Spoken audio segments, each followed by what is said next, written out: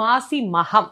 மகாமகம் அல்ல. மகாமகம் என்பது 12 ஆண்டுகளுக்கு ஒரு முறை வரக்கூடியது. அது மிக மிக மிக விசேஷமானது. ஆனால் ஒவ்வொரு ஆண்டும் வரக்கூடிய இந்த மகத்திற்கும் இப்பலன் உண்டா அப்படின்னு கேட்டா கண்டிப்பாக உண்டு.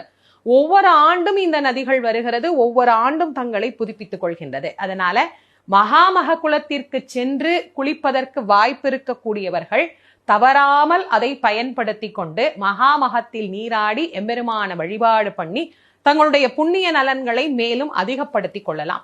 சரி, இந்த மகாமகம் குலத்துக்கு எங்களால போக முடியல, நாங்க இருக்கிற இடம் வேறு, நாங்க ரொம்ப தூரமா இருக்கிறோம், நாங்க வெளி மாநிலத்துல இருக்கிறோம், வெளிநாட்டுல இருக்கிறோம், நாங்கெல்லாம் இந்த மாசி மகத்தன்று எவ்வாறு வழிபாடு பண்ணணும் அப்படின்னு கேட்டா, இது வெறும் இதற்காக மட்டும் உரிய நாள் அல்ல, எல்லா தெய்வங்களையும் வழிபடுவதற்கு உரிய நாள்.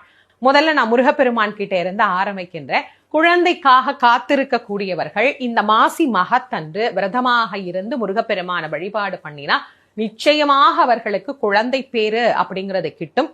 பல பேருக்கும் கண்கண்ட மருந்தாக இந்த நாள் பயன்பட்டிருக்கிறது என்பது உண்மை. அதனால குழந்தை வேண்டுபவர்கள் இந்த மாசி மகத்தன்று காலையில் இருந்தே உபவாசமாக இருந்து முருகப்பெருமான வழிபாடு பண்ணி மாலையில விரதத்தை விட்டுட்டு நீங்க எளிமையான உணவுகள் எடுத்துக்கலாம், தர்மம் பண்ணலாம். இப்படியெல்லாம் இந்த மாசி மக திருநாள் அன்று விரதம் மேற்கொள்ளுவோருக்கு கண்டிப்பாக குழந்தை பேரு கிடைக்கும்.